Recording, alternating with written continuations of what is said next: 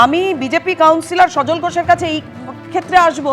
সজলদা, আপনিও একজন কাউন্সিলর, তিনি লাথি মারলেন, তিনি আবার আইনজীবীও, আইনের অ ক খ জানেন, এটা আমরা ধরে না, একেবারে তিনি জানেনই। সেইভাবে তিনি কিভাবে একজন বৃদ্ধকে লাথি মারেন? তিনি তো একটা বেআইনি নির্মাণের প্রতিবাদ করছিলেন, নোটিশ ইস্যু হয়ে গেছে, তারপরেও একজন কাউন্সিলর এটা করতে পারেন? তৃণমূলের কোন কাউন্সিলরটা বেআইনি নির্মাণের সঙ্গে যুক্ত নয় বলতে পারবেন? সব পাখিতেই মাছ খায়, মাছরাঙাটাই কলঙ্কি নিয়ে বেচারি ফেসে গেছে, মানুষটা মারা গেছে বলে। তৃণমূল কাউন্সিলররা কারা প্রমোটার রাজের সঙ্গে সিন্ডিকেটের সঙ্গে একদম বাগুইয়াটিতে প্রমোটারের উপর হামলার ঘটনা বেপাত্তা হয়ে গিয়েছিলেন, 2 মাস নাগাদ পায়নি পুলিশ। না, তা কাউন্সিলর প্রমোটারের সঙ্গে মারপিট করে জড়ালো, মারপিটে জড়ানোর পর কাউন্সিলর পলাতক হয়ে গেল। যখন সব আসামিরা বেল পেয়ে গেল, রাতের অন্ধকারে কাউন্সিলর ঢুকলো এবং জামিন নিয়ে নিল, তাকে একদিনের জন্য জেলে থাকতে হলো না। আমি বলছি শুনুন, এই যে পার্থ ভৌমিক রাতারাতি দৌড়ে চলে গেলেন গিয়ে এবং সাসপেন্ড করে দিলেন 6 বছরের জন্য। বলি প্রথমত পার্টিটা 6 বছর থাকবে না, সাসপেন্ড মানে কি সাময়িকভাবে তাকে বিলম্বিত করা হলো। যদি মনে করেন এই লোকটা অপরাধীকে তাড়িয়ে দিলেন না কেন?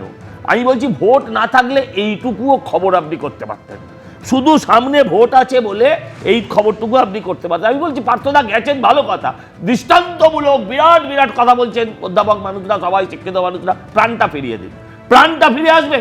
যে ভারতবর্ষের কোথাও আর নজির নেই, এরকমও নজির নেই কাউন্সিলর গিয়ে বেআইনি নির্মাণের হয়ে মারামারি করছে, এরকমও ভারতবর্ষের নজির নেই। তৃণমূলের ভেতরে অবশ্যই এরকম অজস্র নজির আছে।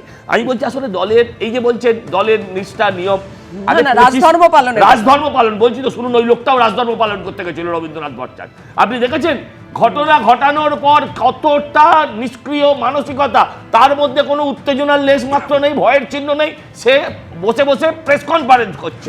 আমি বলছি এদেরকে কি তাড়াবেন? এদের টাকাতেই তো আপনারা চলেন, তৃণমূল এদের টাকাতেই চলে। এরা যদি 25% রেখে 75% না দেয় তাহলে তো আপনারাও আর চলতে পারবেন না, তৃণমূল দলটাই উঠে যাবে। পুরো দলটা হচ্ছে সিন্ডিকেটের দল, পুরো দলটা ইট বালি চুন সুরকি সিমেন্টের দল। এই দলটার একমাত্র কাজ তোলা, সে রবীন্দ্রনাথ হোক, অবনীন্দ্রনাথ হোক, যেই হোক, তারা একই কাজ করবে। বেশ, এই জায়গা থেকে আমি একবার বিশ্বনাথ চক্রবর্তীর কাছে যাব, আমি আসবো সুমন্ত আপনার কাছে পরে। বিশ্বনাথ দা, মানে দেখুন পরিস্থিতি এমন জায়গায়, একজন জনপ্রতিনিধি কাউন্সিলর তিনি আমাদেরই একজন সহনাগরিককে এমন লাথি মারলেন, তার মৃত্যু পর্যন্ত হয়ে গেল। মানে এখান থেকে তো প্রশ্ন ওঠে যে দল বহিষ্কার কেন করবে না, শুধুমাত্র 6 বছরের জন্য সাসপেন্ড? আর এই তৃণমূল এসআইআর এ 150 জনের মৃত্যুর অভিযোগে একেবারে প্রতিবাদ করছে, রাস্তায় মিছিল করছে। দেখো দুটো তিনটে বিষয়ে ভোটার বিশ্বনাথ দা, প্রথমত মানে কতটা রিপোর্ট হয়, মানে তৃণমূল কাউন্সিলররা যে কায়দায় ভোটে যেতে, সেইখান থেকেই কিন্তু তাদের এই সাহসটা তৈরি হয়। এই যে বিধানসভা নির্বাচনের পরে আবার পুরসভা নির্বাচন হবে, নির্বাচনগুলোতে কিভাবে যেতে, দায়বদ্ধতার সাথে যদি জনগণের ভোটে যেতে, তাহলে জনগণের প্রতি একরকম আচরণ হবে। আর যদি তুমি ভোট লুট করে যেত, তাহলে তোমার জনগণকে কিছুই মনে হবে না। ফলে নির্বাচনী প্রক্রিয়াটার মধ্যে আমি প্রশ্ন আনতে চাই, যে কায়দায় তৃণমূলের কাউন্সিলররা জয়ী হন, সেই সেখানে মানুষের মতামত ছাড়াই কার্যত তারা কাজওয়ারি করে যেতেন। ফলে মানুষের প্রতি তাদের দায়বদ্ধতা নেই, তারা জানেন মানুষের প্রতি দায়বদ্ধতা না থেকেও আমি গায়ের জোরে জিতবো, ফলে সেই কারণে মানুষের প্রতি দায়বদ্ধতা তারা শো করেন না। দ্বিতীয় যে বিষয়টা, যে এই মানে ধরো বেআইনি নির্মাণ, এটা কি কেবলমাত্র ওই একটা কাউন্সিলরের মধ্যে সীমাবদ্ধ? গত প্রায় 15 বছর ধরে চিৎকার করছি আমরা যে বেআইনি নির্মাণটা তৃণমূলের কার্যত সংস্কৃতিতে পৌঁছেছে। বিপুল পরিমাণে তৃণমূলের কাউন্সিলররা টাকা তোলেন, দলকে দেন, এই বেআইনি নির্মাণে সাহায্য করে। যতই বেআইনি নির্মাণ হয় ততই তাদেরকে কাটমানি বেশি করে দিতে হয়। এই বেআইনি নির্মাণ সর্বত্র। তুমি মানে ইস্ট কলকাতার যে কয়েকদিন আগে আগুনে পুড়ে মারা গেল গোডাউন থেকে, মানে এত বিপুল সংখ্যক মানুষের মৃত্যু ঘটলো কেন? বেআইনি নির্মাণ। বেআইনি নির্মাণের জন্যই ওই ঘটনাটা তুমি দেখলে, আগুনে পুড়ে কিভাবে 27টা লোকের মৃত্যু ঘটে গেল, বহু লোক এখনো মানে নিখোঁজ। ফলে বেআইনি নির্মাণ কলকাতার শহরের মধ্যে, কলকাতা শহরের আশপাশে, শহরতলি এলাকায় কার্যত এটা মানে একটা এমন একটা পরিস্থিতি তৈরি হয়েছে যে এটা মানে আমি বলছি যে চূড়ান্ত পর্যায়ে পৌঁছে গেছে।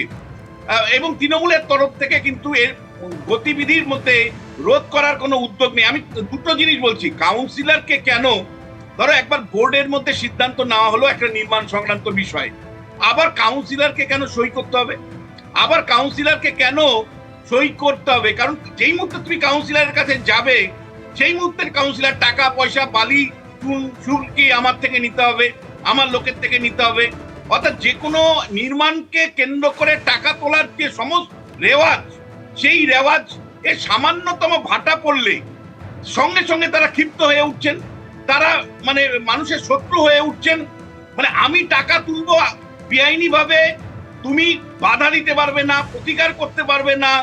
যদি তুমি প্রতিকার করো তাহলে তোমাকে দুনিয়ার থেকে সরিয়ে দেওয়া হবে। এটা কি শুধু নতুন ব্যারাকপুরে তুমি দেখলে? এটা কালচার। এই কালচারটা পরিবর্তন করা যাচ্ছে না এবং জনগণের প্রতি দায়বদ্ধতাও নেই। তুমি ওয়ার্ড কমিটিগুলো, একটা ওয়ার্ড কমিটি কাজ করে, তুমি আমায় বলতে পারো কলকাতা কর্পোরেশন সমাজ পুরসভাগুলোতে যে ওয়ার্ড কমিটি আছে, যেখানে নাগরিকদের অংশগ্রহণ করার কথা, ওয়ার্ড সভাতে মানুষের সার্ভিলিয়েন্স থাকার কথা, একটা সার্ভিলিয়েন্স আছে?